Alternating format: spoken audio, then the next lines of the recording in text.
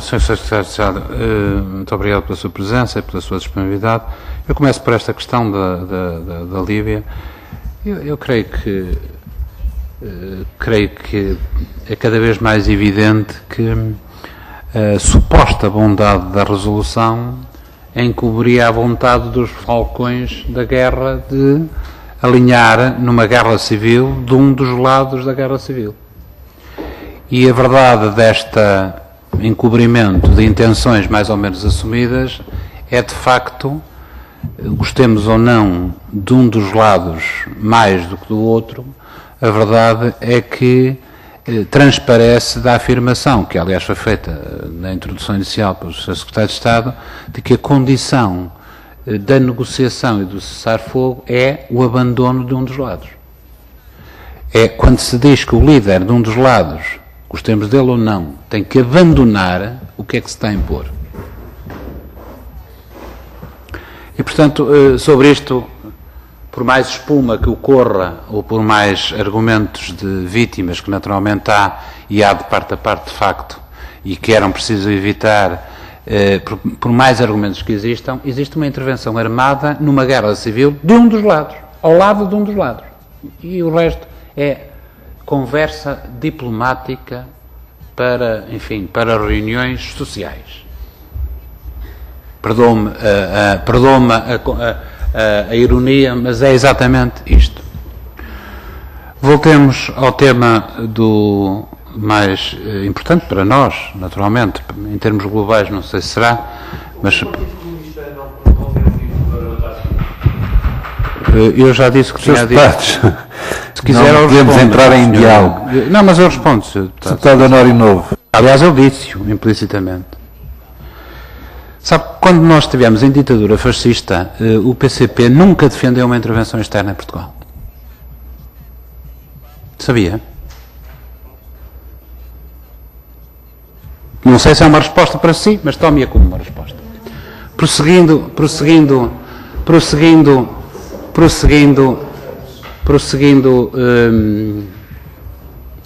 alguns comentários relacionados com o Conselho Europeu e este conjunto de decisões aprovadas pelo ECOFIN que indicam os termos da criação do Fundo Europeu Permanente de Estabilização Financeira. Para já agradecia que, mais uma vez, que um documento desta natureza e com a importância que ela tem viesse traduzido em português. Não percebi. Está bem, mas, Sr. Secretário de Estado, eu compreendo as desculpas e da sua parte, em termos pessoais e institucionais, eu aceito-as. Nós é que não podemos continuar sistematicamente a aceitar. E agora falo institucionalmente. É inaceitável que ocorra que isto, que é de facto uma questão importante, seja distribuído em língua, enfim, que não é nossa. Eu queria, sobre esta matéria, naturalmente, que não vou entrar em considerações de natureza política, por razões que me parecem indispensáveis, que Vossa Excelência compreenderá, daí a minha observação inicial em ponto de ordem, que me parecia mais adequado nós procurarmos debater questões de instrumentação deste mecanismo e menos de questões políticas, que essas vão ocorrer logo à tarde, e falaremos certamente de credibilidade do Governo, do que é o PEC, se é um PEC, se este é que é se é um PEC mais FMI ou menos FMI. E, portanto, eu queria colocar-lhe algumas questões que não consegui deslindar, certamente porque a minha dificuldade de recepção deste documento há pouco tempo e a dificuldade acessória de ler em inglês pode ter dificultado a precisão de alguns documentos. Primeiro, nós estamos perante a existência de um fundo de estabilização provisória que vai passar a partir de junho de 2013 a ser definitivo. E também não há dúvida sobre os condicionalismos e a intervenção do FMI. Aliás, o Sr. Ministro das Finanças, na reunião que teve aqui nesta Comissão na semana passada, ainda tentou desviar o assunto. Quando o confrontei com esta questão, ele ainda tentou insinuar: sim senhor, o FMI vai continuar a intervir quando a ajuda for a ajuda normal, mas quando for a intervenção no mercado primário, não está decidido. Foi o que ele disse há 8 dias. Não está. Mas agora cada vez aparece mais claro. E neste documento aparece bem claro. Até. Aparece porque não há nenhuma expressão, pelo menos no inglês, que eu tenha descoberto, que preserve, ainda que formalmente, o desligamento da intervenção do Fundo Monetário em qualquer dos planos de intervenção deste chamado Fundo de Equilíbrio de Estabilização Financeira. Quer na ajuda normal, quer na intervenção no mercado primário. É clarinho que o Fundo Monetário entra nos dois planos. Portanto, a resposta que o Sr. Ministro não me quis dar há 8 dias está dada neste documento que ele próprio aprovou esta semana. Pronto. Mas, ultrapassando esta questão, o que eu queria perceber era os valores, quando se passa do valor de estabilização, o atual para o futuro, o permanente, quais são os valores de facto envolvidos? É que aqui fala-se em vários valores. Fala-se em valores com origem em capital, em garantias.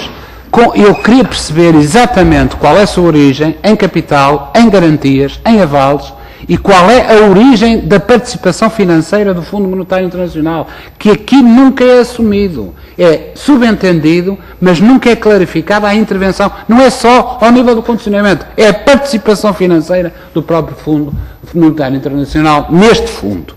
E eu queria perceber, de uma vez, é que fala em 500 milhões de um lado, depois aqui há um anexo com a participação de 100 mil milhões dos Estados, depois fala-se em 700 milhões, depois fala-se aqui em 620.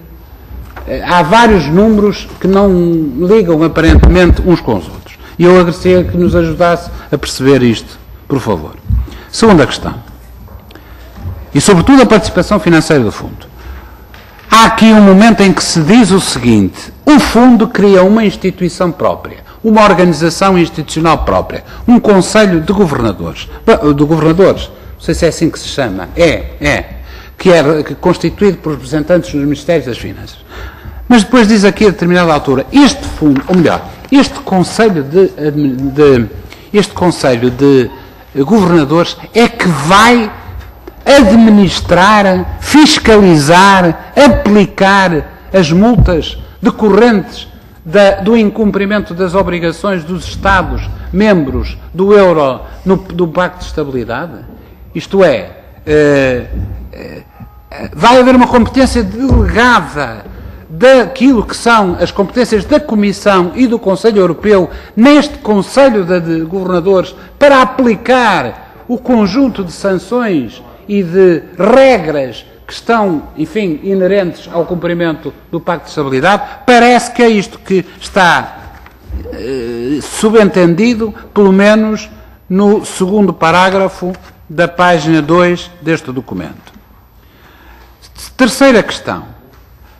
A votação dos membros que fazem parte da administração deste fundo é suspensa no caso de assistência? Confirma-se que a votação dos Estados-membros, objeto de uma ajuda, vai ser suspensa? Deixam de ter direito a voto, como consta de um rodapé da página 3, de uma nota de fim de página? Quarta questão, eu sei que isso já falou disso, mas eu estava a entrar, não percebi bem, queria tirar algumas dúvidas, era perceber bem quais são as taxas dos empréstimos, as taxas das condições de pagamento e as taxas das intervenções em dois planos, isto é, as taxas das intervenções numa das hipóteses de intervenção desse mecanismo financeiro, que é a intervenção normal, de ajuda, ou a intervenção, e as taxas e condições, se forem diferentes, no caso das intervenções no mercado primário. Gostava de perceber se há diferenças entre as condições e taxas nas duas intervenções e quais são. Eu sei que há um bocado falou, mas eu não tomei nota e, portanto, queria confirmar esses valores.